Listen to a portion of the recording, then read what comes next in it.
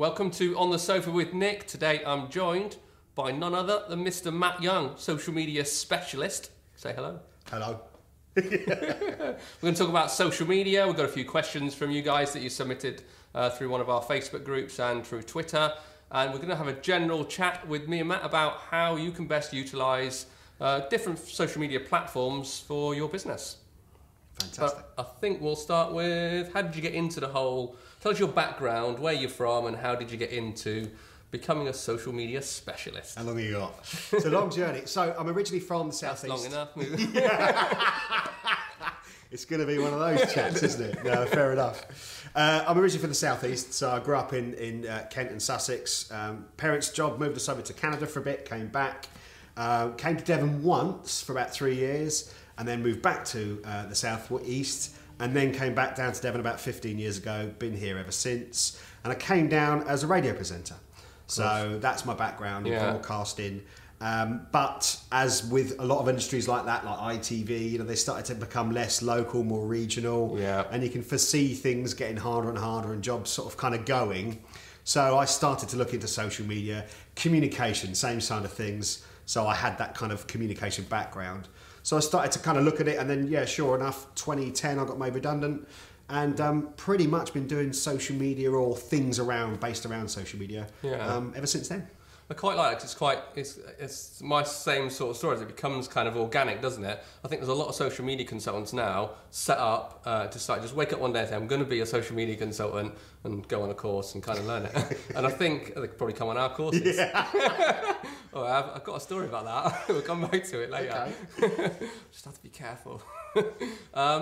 But I think you and I had the same sort of thing. Like, you started using social media a bit more, playing with it, and then helping people out. And it was almost like an organic thing, was it? It's what I really found is that, and this, I don't mean this to sound big-headed, but when you're on the radio, you get well known.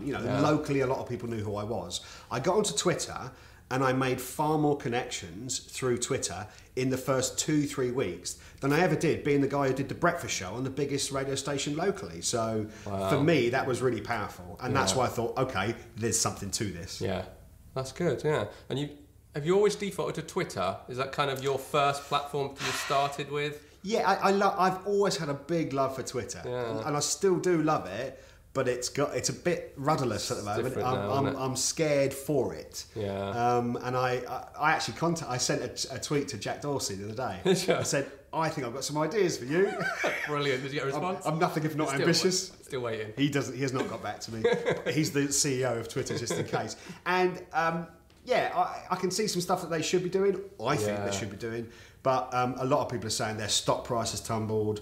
They're having struggles to monetize it. Yeah. It's a shame. I love the immediacy of it. It's really fast. It's I get my news via Twitter. Yeah. But as you and I both know, we're really I'm falling in love with Snapchat at the moment. Yeah, it's all the visual stuff that I like the most. I think it's why I've always been drawn to Facebook, was the images and the video. I spend more time watching video, like on YouTube, for instance. And I think Twitter was a bit late of getting the visuals working and the video working. Twitter video, I mean, I've used it a couple of times, but it's not natural for it. It's still 120 characters, 140 characters. Send. That's how much I know. Send. It's really immediate. I used the Twitter video the other day just to test it, and I got no response to it whatsoever. Whereas like on Snapchat, I have conversations with people in the States who I've never met and don't even know what they do. It's just, it draws you in, and visual's always been the way to go. Always. Yeah, just good visual content. It catches people's eyes much quicker, whether it's images or whether it's video. Yeah. Twitter just hasn't nailed that yet, have they? I think what we'll do is we'll talk about some individual platforms, and let's start with Twitter then. We'll do how we think the platform is working now, how it's evolved, and some actionable tips for the viewers to make the best of it. Okay. So before we get there, I'm going to put Matt on the spot now. Thanks. And I've kind of forgotten the name of the event, which makes it... But Alison Hernandez asked, we took some user questions from Facebook, and Alison's question was, how did Matt meet us all? Now, you might not know Alison, but she was in episode 1, and we run a social media cafe. We're not doing it now, but for 2 years straight, we ran a social media cafe, helping small businesses understand how to use social media. And so we've kind of got a bit of a network of people we know. She was asking if Matt remembers how we all met. And I have to think about it, but I do remember how we very first met. Do you? Was it clicked yet? I came along to the social media cafes, but we must have connected before that. Before that, and I've forgotten the name of the event, but it was Rob Glover's Tweet charity event in Exeter. Oh, the one on 4 Street. Yes. In that shop window. I met you in that shop. No way. Was it really? Yeah. I didn't know that. That's fantastic. Do you remember what it was called? Tweet? Because it was kind of a worldwide charity. It was almost like a tweetathon or something like that, yeah, wasn't it? Something like that. Focused charity events in different cities and towns across the world, all at the same time. And Rob Glover did the Exeter one. Yeah. And I met you in that shop there. Crazy. Well, it's funny because there you go, at that time Twitter was the be all and end all. That was the big one. That's weird for me because you just almost introduced me to Twitter there. I had a Twitter account but wasn't really using it. Wow. But that was like one of your first. That was your go-to platform, and all of your guys, everyone that I met there in Exeter, and still have relationships with some of those people, were all Twitter first. And I was like walking in, going, "Oh no, I'm Facebook. I love Facebook." It's like, oh, I better get used to this Twitter thing. That's funny. Thanks for reminding me of that. I didn't know that. I've got a shocking memory, by the way. Who are you? So yeah, it's terrible. That's interesting. Yeah, but that was quite good. So Twitter kind of evolved for me from then on because I started talking to you on Twitter a bit more. Started talking to Rob Glover on Twitter, a few people that were at the event, the organisers, and it started to look more interesting then when I was having a conversation with people rather than just broadcasting stuff. Nick and I had a chat before this started, and that was that thing that I hear it all the time, and I'm sure you've heard it all the time as well. You know, you can't just push stuff out there. Yeah. You have to communicate. You have to engage. And you have to put a bit of time and effort into it. Yeah. Now I've put some tweets out there. I've got no response. Well, give it some time. Occasionally, you'll put something out there and it goes viral, and it will be absolutely phenomenal. Still waiting. Exactly. Do you know? I don't know if you want to say what date we're recording this on, but we're before Easter still. Yeah, it's fine. Yeah. I don't know what the date is, but it's just before Easter. It's before Easter. It's Good Friday. It's Good Friday. We're working. See, no one stops for social media. But I've got some stuff I'm going to do on Sunday for Easter, which I'm really hoping will give me some exposure. I've got some, and it's going to be video. Cool. But I'll be using all of my platforms and pushing. It might be photography. It might be images. Okay. But I'm just going to hopefully get some stuff out. We've got to wait and see. Well, by the time this video's out, you can go back and look at the channels, I guess. Might be able to come back and throw a bit on the end. See how well it didn't work. Did you see? Did you see this? But yeah, I still do love Twitter. Yeah. But I'm communicating on it far less than I ever have done. I think that, so there's an algorithm in place now, isn't there? Is this true? Yeah. So I don't follow the Twitter news quite as much as I used to do. Right. So of course both of us done like training, so you have to understand how to teach people how to use a platform. You can't really call yourself a social media consultant unless you know how to use all the platforms, and you can teach someone and you can get results with it. Yeah. But it still never felt like the go-to platform for me, but I've noticed, but I have always seen it. It always felt like your go-to platform. Yeah, it was. Yeah. The algorithm, what they've done now is, because there was the talk of they were going to make it an algorithm so you saw the best tweets or the people you communicate with the most. What they've done is they do a most recent tweet at the top, and then you get this 4, 5, 6 tweets that are from people you communicate with the most, stuff that you've missed. And then below that, it goes back into chronological order again. Okay. So there's some highlights. And it's funny because my highlights are people I've been interacting with the most recently. And there's a guy called Death Goes Digital. Look at him. Death Goes Digital. He is going to transform, you probably know him, he's going to transform the funeral industry. Because they're not really online with this sort of stuff. Oh, I like the way this is going. Peter Billingham. Oh, I don't know. Okay, he was the MC for the very first Podcasters conference in 2014. Oh, okay. Lovely guy. I'll look him up. Yeah, but he's there you go. He's found a niche. Yeah. But I've been talking to him recently, so he comes up in that top algorithm, and some other local people that I've been chatting to. So it's interesting to see that. But I'm glad they didn't make the whole thing where it's just that, because I want to see what's happening now. So with Twitter, that's why it's so immediate, so fast, because the most recent tweet is at the top of your timeline. Yeah. That's why I love it. Okay, let's go actionable tips for people using, how do they make the most out of Twitter? Because I made some mistakes earlier on. You follow all the influencers, you're trying to build your followers, and you go too far with it, and you're following a lot of people that you actually end up not wanting to really hear from. And so I think Twitter for me got a bit noisy in the home feed, so then I sort of got obsessed with listing everyone, putting everyone to list. So let's do some actionable tips for how the audience of viewers can best leverage Twitter or best use Twitter?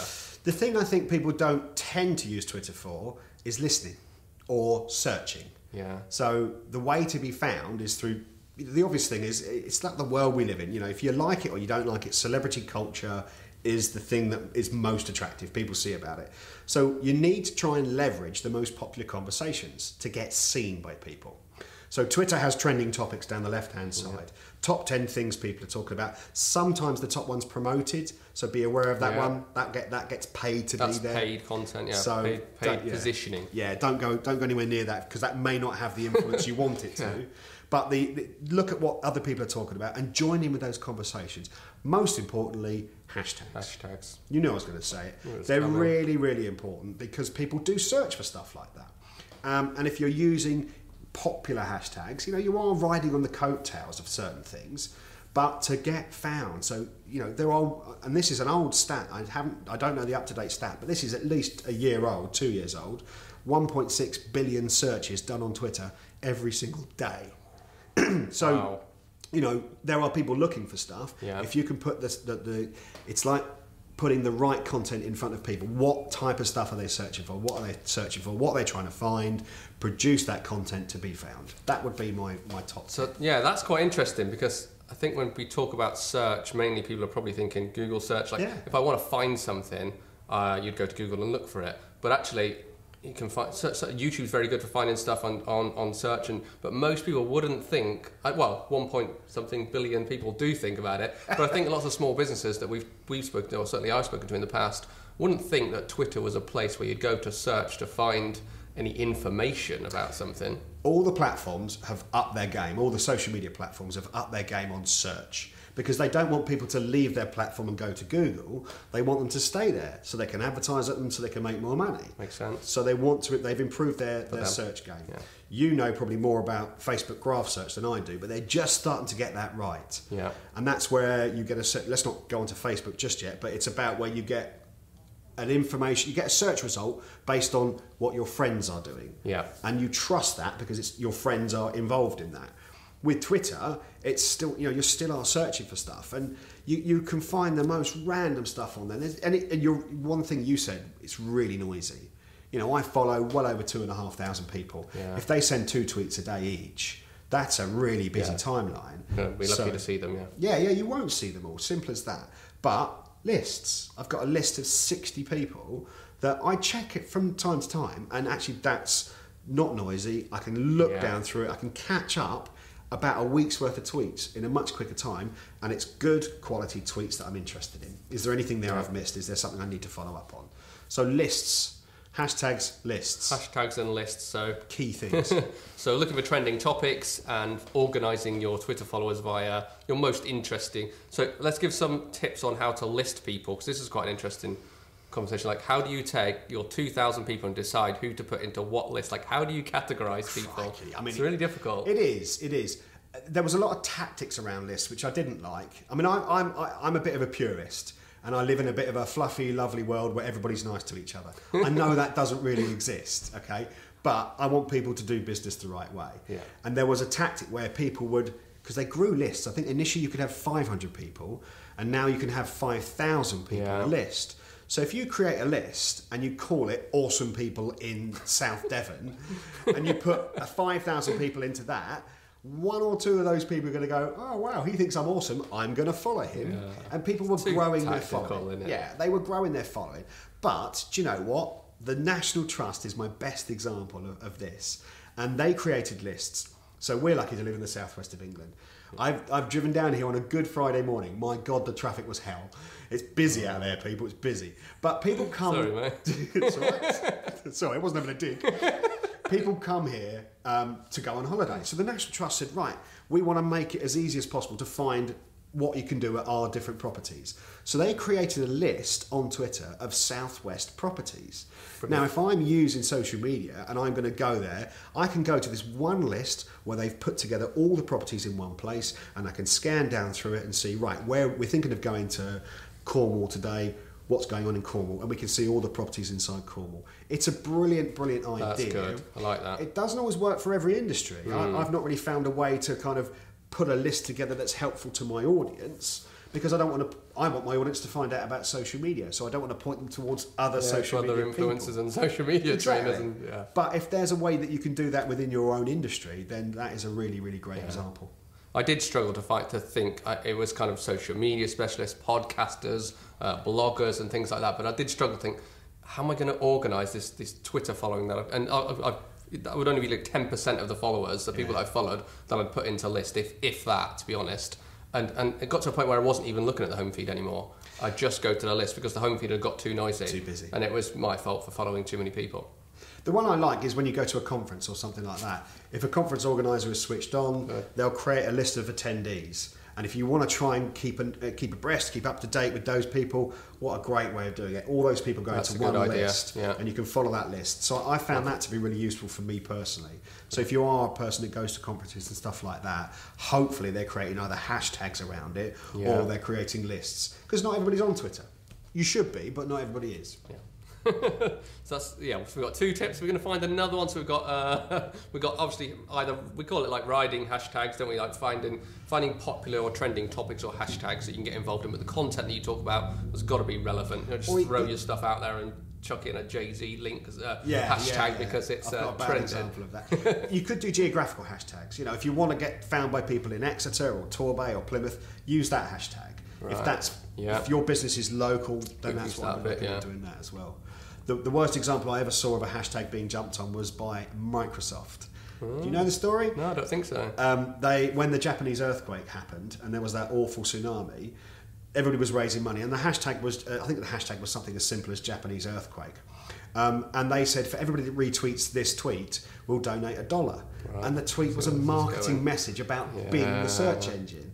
And I screen grabbed it at 37,000 retweets. And then someone started to go, or someone wrote, how dare you market your business on the back of a national disaster? Yeah. And straight away Microsoft went, oh, we didn't think about that. Have $100,000. We're sorry. So don't. If there's a hashtag that's a bit sensitive, just use common sense. This is all about common sense. All the way through. Every bit of advice is going to come back to that as well. Yeah, common sense. So we're talking about video as well, and obviously you can see that I'm moving more into sort of making social video content. And we said like Twitter hasn't really leveraged video well enough, but I think the only thing I've seen it do quite well is the video replies. I think that's quite a personal touch. If someone tweets you, that you could spend the effort, and I like it because you can say a lot more in, how many seconds do you get now? 30, I think. 30 seconds. Yeah. You can speak a lot in 30 seconds compared to what you can tweet in 140 characters. Yeah. So I quite like that side of things, like when people tweet you to get a bit more personal, switch the camera on and do a video reply, but I don't see enough of it. It doesn't happen often, and it's not scalable is the tricky part, unless you're going to set aside an entire evening to reply to everybody, which I don't think is a bad idea. Yeah. If I could see a benefit to my business, I would absolutely bloody do that. I really would do that. But people aren't prepared to put the time and effort in to do that sort of thing. But one of the great examples I heard of was a magician, and he got a 3-minute, 15-second video made. And then he would fill that up to 4 minutes with a 45-second video, and he would edit that and put it within this 3-minute 15 video. So it made 4 minutes. Right. Everybody that sent an inquiry through his website would get this video reply via email with a lovely little personal message. Yeah. And he turned that from he said if out of all the inquiries he'd probably turn 2 or 3% into business. By sending the video replies, he upped it to 30%. And that was making a video reply. So time, effort, put that stuff in. 1-to-1. You might be surprised what you get back out. Interesting. Cool. I think we've really gone to town on Twitter. We have, haven't we? Can you tell it's my favourite? I'm glad we started there. Oh dear. So I think what we're going to do is break this interview down into sections. But I might publish them in sections as well, because me and Matt might just sit here all night and talk otherwise. We would. And Matt's busy. He's got some stuff to do, and it is Good Friday. But I think what we'll do is, we'll break it up into a few different sections. I'll publish each one separately. So I'll leave that there and come back and see the second one, which we're going to talk about Snapchat. Let's do Snapchat. We'll do Snapchat. The second one is going to be Snapchat. We'll see you in a minute.